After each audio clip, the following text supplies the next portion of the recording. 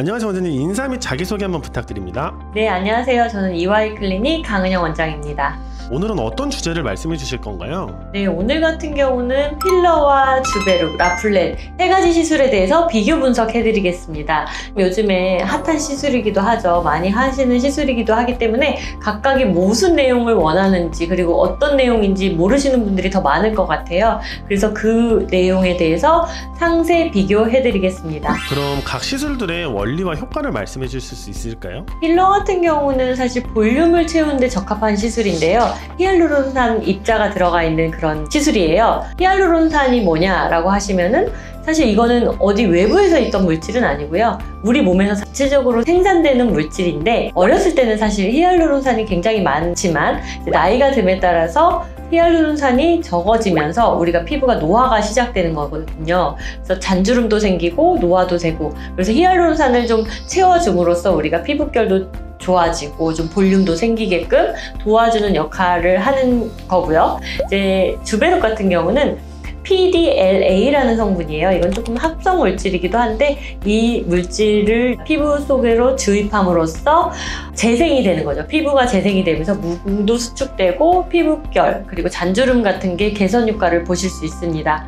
라플렌 같은 경우는 PCL 성분인데요. PCL 성분은 이것도 조금 합성 물질이긴 하지만 그래도 볼륨을 채워줌으로써 또 필러를 또 싫어하시는 분들이 좀 계세요. 그래서 필러를 싫어하시는 분들한테 좀 적합한 시술이기도 한데 볼륨을 주면서 또 잔주름 개선 그리고 모공까지도 효과를 볼 수 있는 시술이기도 합니다. 각각 설명을 너무 잘 해주셨는데 혹시 그럼 세 가지 시술들의 유지기간은 어느 정도가 될까요? 시술의 유지기간 같은 경우는 각각의 개인의 특성에 따라서 조금씩 편차가 있을 수 있는데, 필러 같은 경우는 1년에서 2년, 그리고 주베룩 같은 경우도 한 1년 정도 가고요. 라플렌 같은 경우도 저희가 1년에서 2년 정도라고 말씀을 드립니다. 원장님, 케이스별로 시술 추천을 해주실 수 있을까요? 입술 필러 같은 경우는 사실 필러밖에는 대안이 없어요. 다른 물질을 넣었을 경우 사실 이쁘게 나오지도 않을 뿐더러 히알루론산 입자 자체가 물을 끌어당기는 성분이 있기 때문에 또 탱탱하고 윤기 있게 보이는 역할을 해요. 그래서 이제 입술 같은 경우는 정말 적극적으로 필러를 추천드리고, 이마나 뭐 다른 부위인 볼륨을 주는 시술 같은 경우는 저는 라플렌도 추천드리고 필러도 같이 추천을 드리고요. 그리고 주베룩 같은 경우는 이제 모공, 흉터 이런 부분에 좀 추천을 드리는 편입니다.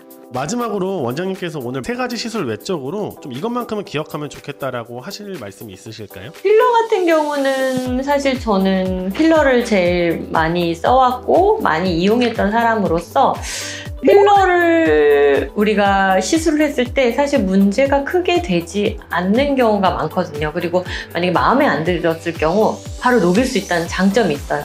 그리고 주베룩 같은 경우는 이제 우리가 많이 쓰는 게 모공 수축이라던가 흉터에 많이 쓰기 때문에 그런 분들한테는 이 주베룩이 또 적합하고요. 라플렌 같은 경우는 필러는 나 너무 싫다, 필러로 볼륨을 채우기는 너무 싫다 하시는 분들한테는 또 제가 라플렌을 좀 적극적으로 추천을 드리는 편입니다.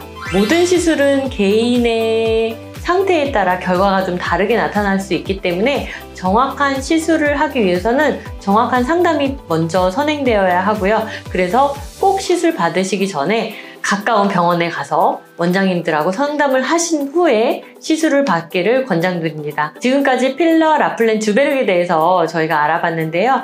더 궁금하신 내용이 있다면 댓글로 문의를 주시면 저희가 성심성의껏 답변을 드릴 거고요. 오늘 영상이 유익하셨다면 구독과 알림, 좋아요를 꼭 부탁드릴게요. 네, 감사합니다.